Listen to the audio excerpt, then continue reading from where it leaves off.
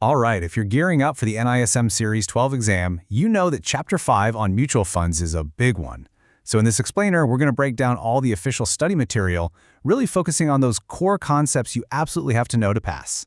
So here's our game plan for this session. We're going to start with the big why. Why do mutual funds even exist? Then we'll dive into the key math and terms you'll need. After that, we'll explore all the different types of funds, the key players involved, how systematic investing works, and then we'll wrap it all up with a recap of the most important stuff for your exam. Okay, first things first. Let's tackle that fundamental question. Why were mutual funds even invented? Well, they were created to solve some really specific and frankly difficult problems that pop up when you try to invest directly in the market all by yourself. You know, when you decide to invest on your own, you're not just an investor. You're basically your own fund manager. And that means you're on the hook for everything you see here. From picking the right stocks, trying to time the market, deciding how much to buy, and then keeping an eye on it all, not to mention all the paperwork. It takes a ton of time, a lot of expertise, and frankly, a good chunk of money to do it right. And this quote right here just nails it. A mutual fund is basically a service for people who want to be in the market but don't want to make it a full-time job. It works by pooling money from lots of investors, and then that big pool of money is used to hire a professional fund manager. They handle all those tough responsibilities we just talked about, and in return, they get a small management fee. Okay, now let's get into the nitty-gritty. To really get a handle on mutual funds, you've got to speak the language and understand the math behind them. So you'll want to pay close attention here, because this section is absolutely crucial for your exam. First up is a concept called mark-to-market, or MTM. Think about it. A fund's portfolio can hold dozens, sometimes hundreds of different stocks and bonds, and their prices are changing constantly. MTM is just the process of figuring out the current market value of all those holdings at the end of every single business day. It's kind of like taking a daily financial snapshot of the fund. And that daily mark-to-market snapshot, that's exactly what lets us calculate the net asset value, or NAV. Put simply, the NAV is the price of one single unit of the fund. It's the price you pay when you buy in, and it's the price you get when you sell out. It's that simple. This little flowchart shows you exactly how that NAV is cooked up. You start with the total market value of everything the fund owns. You add in any income it earned, like dividends. Then, and this is a super important step, you subtract the fund's daily expenses. What's left is the total net assets. You divide that number by how many units are out there, and bingo, you've got the NAV per unit. So why is this NAV so important? Well, this comparison makes it crystal clear why every single transaction has to happen at the current NAV and not some old price. Imagine if a new investor could buy units for 10 rupees when they're actually worth 12.40. It would instantly water down the value for every single person who has already invested. So using the NAV for everything is what keeps it fair for everybody. All right, let's switch gears and explore the different flavors of mutual funds. The regulator, SEBI, has set up a very specific way of categorizing them, just to make things clear for investors. And for your exam, you've got to know these categories. It's non-negotiable. The first big way funds are split up is by their structure. Now, open-ended funds are the ones you hear about most often. You can buy or sell units right from the fund any day you want, which means they're super liquid. Closed-end funds, though, they're a different beast. They raise a fixed pot of money during a new fund offer, or NFO, and then they shut the door. They have a set end date, and if you want out early, you have to sell your units on the stock exchange, just like a share of stock. The next way we slice and dice them is by what they invest in.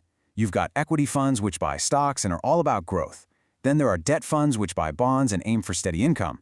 Hybrid funds do a bit of both, mixing stocks and bonds. And then you have other categories like solution-oriented funds for specific goals, and things like index funds and ETFs, which we'll get to. Now, inside the world of debt funds, there's this really crucial idea called Macaulay duration.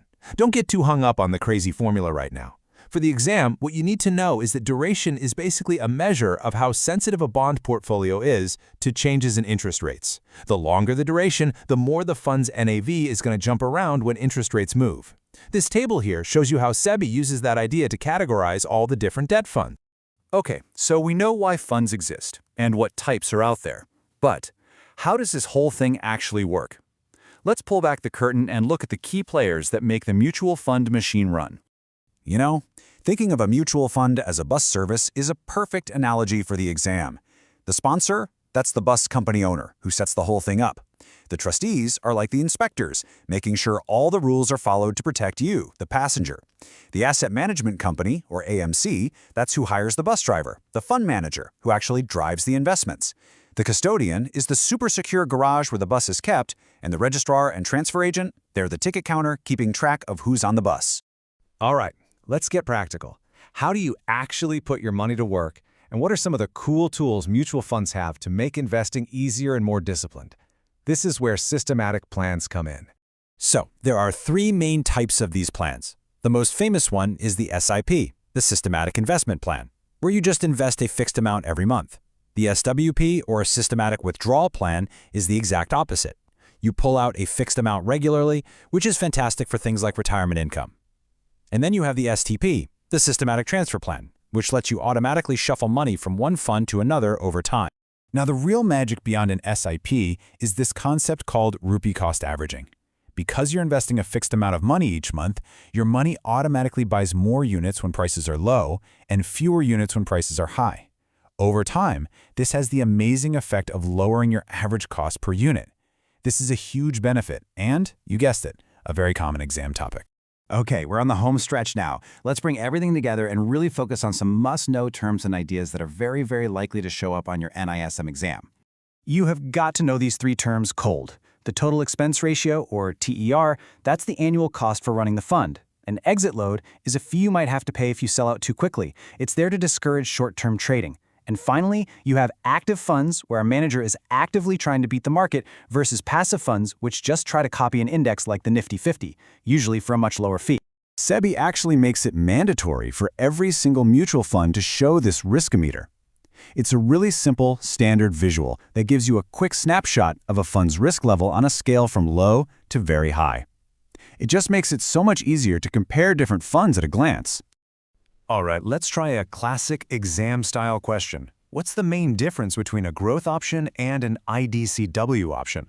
Well, with growth, any profits are just plowed right back into the fund, which makes the NAV grow over time. With IDCW, which, by the way, used to be called the dividend option, the profits are paid out to you, which causes the NAV to drop by that exact amount.